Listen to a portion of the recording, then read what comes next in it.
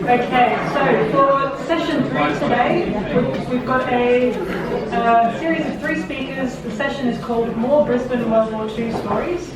So we're just going to continue the theme from the last session. First up, we've got Gerard Benjamin with a talk called Submarine Base and Navy 134 Facilities at New Farm. Then we'll have Alan Graham talking to us about Hangar 7 and Allied Technical Air Intelligence Unit at Brisbane Airport. And finally, we'll have Dr. Richard Walding with RAN operations in Moreton Bay during World War II. So same format as the previous sessions. We'll have the 3 speakers do their thing, and then afterwards we'll have a group Q&A. So please keep your questions to the end. Thanks very much. Gerard, over to you. Thank you very much. Good afternoon, everybody. It's a real privilege to have been asked to speak to you today. I was interested in Megan's mention of Arthur, the photo of Arthur Deacon, Evans Deacon. I can confess that I started primary school with a granddaughter of Arthur Deacon, and only later did I learn that they lived on Bullen Terrace, and from his back door he was able to walk out and see Evans Deacon across the at Kangaroo Point. So you keep an eye on the plan from home. My informal area of expertise is the local history of New Farm, and I've been a long-time member of the local historical society. And I've been a resident at Newstead for over 20 years, which means that on innumerable occasions I've walked past the memorial to submariners in Newstead. So I'm not a military historian by any means. I feel a bit intimidated by the expertise in this room, but I take this opportunity to salute the work of David Jones and Peter Noonan and their landmark book, US Subs Down Under, which I'll quote from on a few occasions. So my topic today is the submarine base and Navy 134 facilities at New Farm, and that photo gives a little introduction to it. It looks like a sub is coming home because there's a band there to welcome them. The arrival in Brisbane of US warships in April 42 saw the establishment of the submarine base, and initially personnel numbers were small and were accommodated in hotels and boarding houses. By June, the US Navy facilities had expanded and Brisbane was designated USN Base 134. With many more sailors to house, the Navy leased parts of Brisbane City Council's New Farm Park, as well as riverfront land belonging to the Colonial Sugar Refinery. And the site was developed into the US Navy New Farm Receiving Station. Now, on the 15th of April 1942, the submarine tender USS Griffin and her squadron of 6 S-boats tied up at New Farm Wharf, and the takeover of which had been arranged shortly before this. This was on an area in Macquarie Street, adjacent to the riverfront between Hastings and Beeston Street and beyond. Now this is a 1928 aerial shot. You can see New Farm Wharf kind of in blue just down here on the bottom left. There's some more blue areas designated, and that's where the accommodation site was. The New Farm powerhouse has just been built. It's on the extremity there, and the New Farm Park with its rose garden driveway is apparent there. There's a site, there are 2 wool stores just here, and there's a site beside it, and that wool store is yet to be built. Now, when and I'll move on a little bit more here. So the Griffin, when this is the flotilla which arrives, the primary to it is the submarine tender, which provides all sorts of operations to make it self-sufficient. An insight, just in terms of the submarine tender, an insight into the role of the tender is offered by Bill Rue in his 1994 book, War in the Boats. In June 1942, as a 26-year-old Navy ensign from Pennsylvania, he won the engineering job for S-37. This was a vintage class submarine, from World War I era. and it had been under major repair at New Farm for the previous 2 months. So every time it tried to put to sea, successive problems forced it back to base.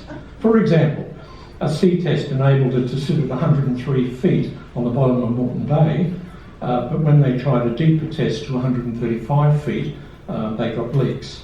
So this is when Bilberoo systematically went from workshop to workshop on the tender in order to complete the repair to-do list, and at last the boat was made seaworthy. Now, in November 1942, Griffin, the big ship, was replaced by Fulton, and again referring to subs down under, the authors explain for almost a year Fulton was the focus of the Brisbane submarine war. The sub-tender refitted 67 submarines and attended other ships. Until a hospital was established ashore, Fulton's medical department treated all naval forces in the area. It got a reputation for being the best tender in the fleet, the silent partner of the silent service, the can-do ship. These were some of the laudatory titles that the ship earned, but there's always a downside, and the hard work team sometimes saw it differently. Send it to the Fulton, steal it from the Fulton, blame it on the Fulton, make it on the Fulton, anything from ashtrays to French commodes. Now, the dock side area became known as the submarine repair unit because gradually all the skills were assembled ashore.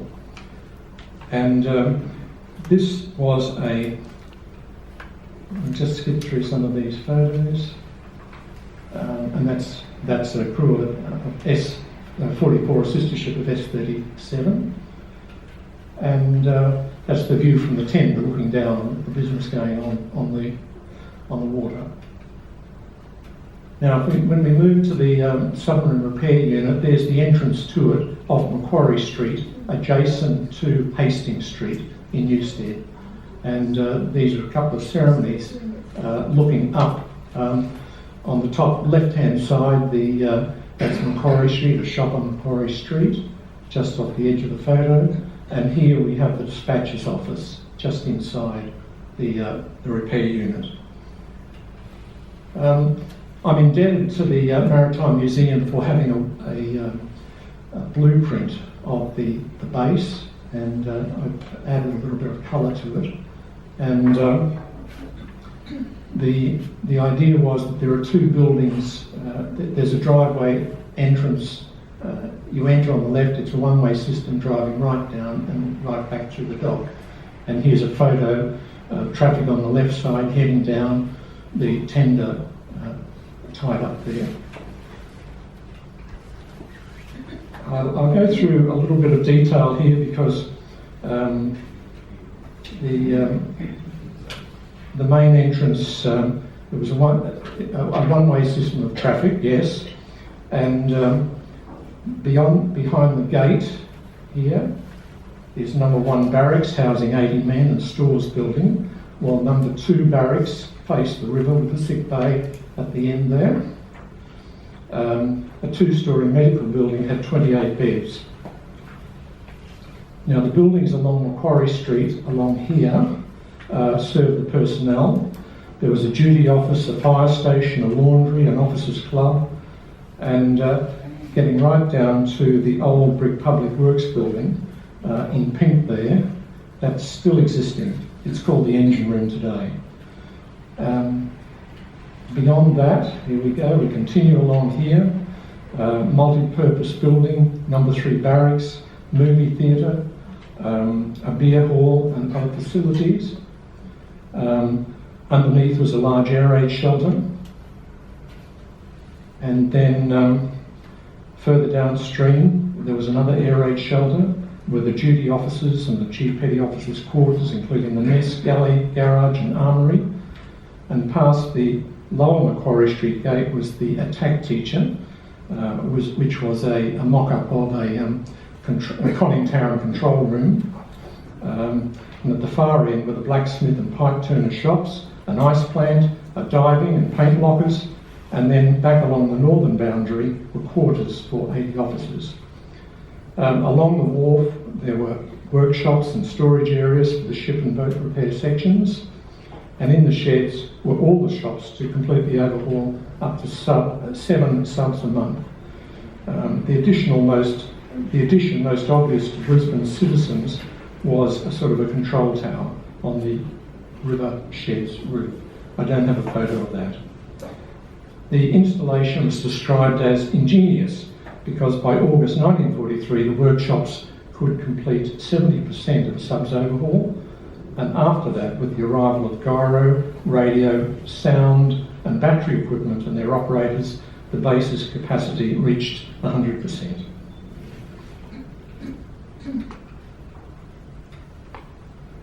Now, this is the new farm receiving station offering further accommodation, and I've colour-coded the plan a little bit. On the bottom side is the CSR refinery. At the far end in brown is the powerhouse, and then you've got the New Farm Park in green, residential in kind of yellow, and Austral Motors just over here.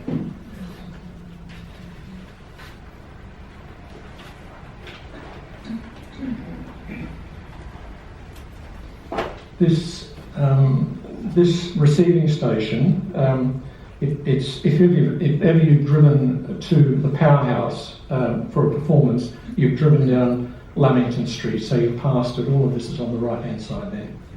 It was bounded by Sydney, Lamington, Dixon and Richardson Streets, and included a bachelor officers' quarters, dispensary, an armed guard pool, as well as 2 barracks, a mess hall, a galley, a laundry, an enlisted men's recreation room, a theatre, a ship's store, a brig, and a barber's shop, a supplementary post office, a subsidiary post office, and an administration building and a canteen, a chaplain's office. This would be facing Dixon Street, and this is the rear of it with Sydney Street.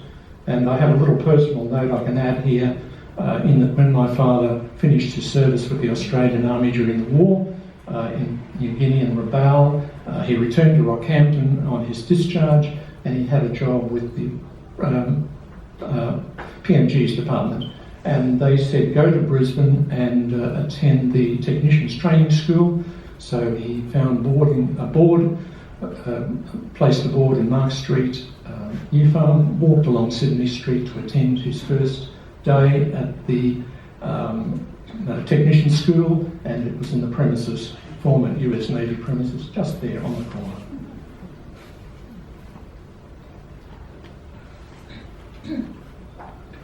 This is a plan of the site, Lamington Street, so the powerhouse is down here. All of this today is upmarket homes which were built by Mirvac about 20 years ago. People there would have no idea what was beneath their feet. And here are some of the buildings. 4 photographs I know, but at least we've got some representation. Outdoor theatre and a screen here. And the fence there would be the boundary with New Farm Park.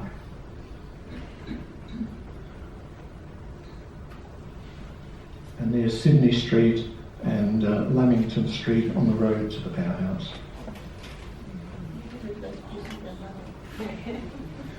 Now we move to Oxlade Drive. When it came to relaxation facilities for US Navy officers, a spot was chosen on Oxlade Drive, and it was acquired from the Brisbane City Council, and a mess was constructed consisting of 2 strand steel or Quonset buildings joined by a foyer.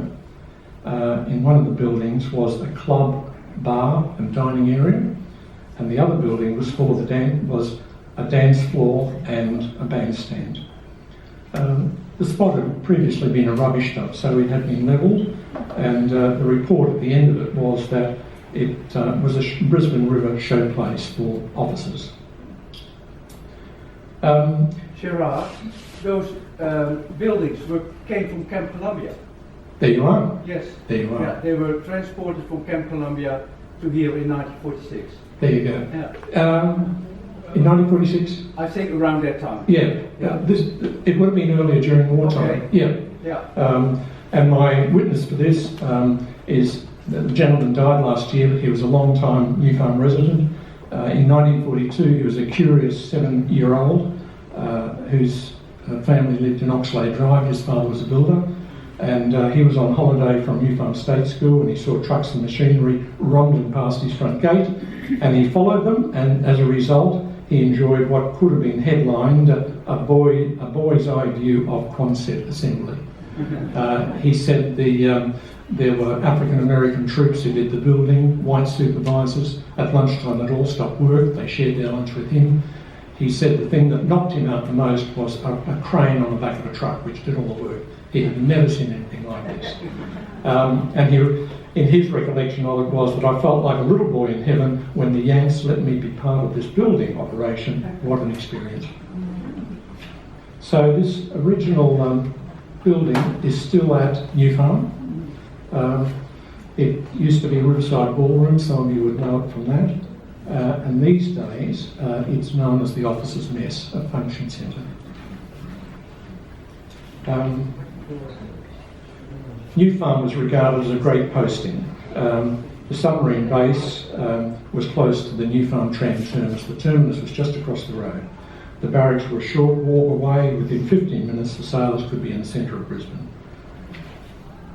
A reaction to some of the locals, James Green was a timber merchant. He lived in Cray Street, which was just up behind the base.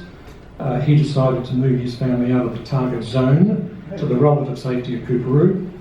Robert Blakey, he was a 14-year-old. He remembered seeing the masts of the submarine tenders from the veranda of his grandfather's house in Lower Bowen Terrace, and he and his friends occasionally sailed on the river in a 16-foot skiff, and he said on one occasion we sailed too close to the subs to take a closer look, but were warned off by a rifle shot across the mast. And 12-year-old Audrey Abrahams, her family had a jetty just downstream from the CSR refinery. She said, I could come home from All Hallows School and look out at the river and see a submarine either with the stern on the surface or with the bow coming up out of the water.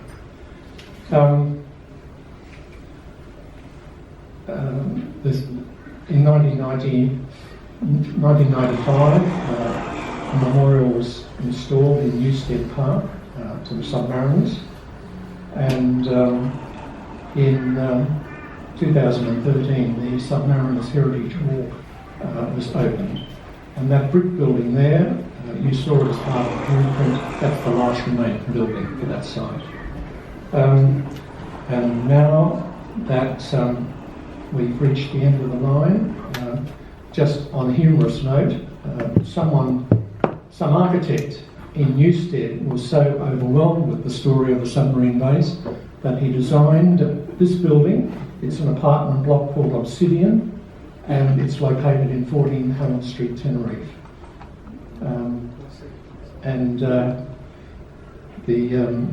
Some wag said, should we call it an apartment block or a compartment block? And on that note, I'll say thank you very much.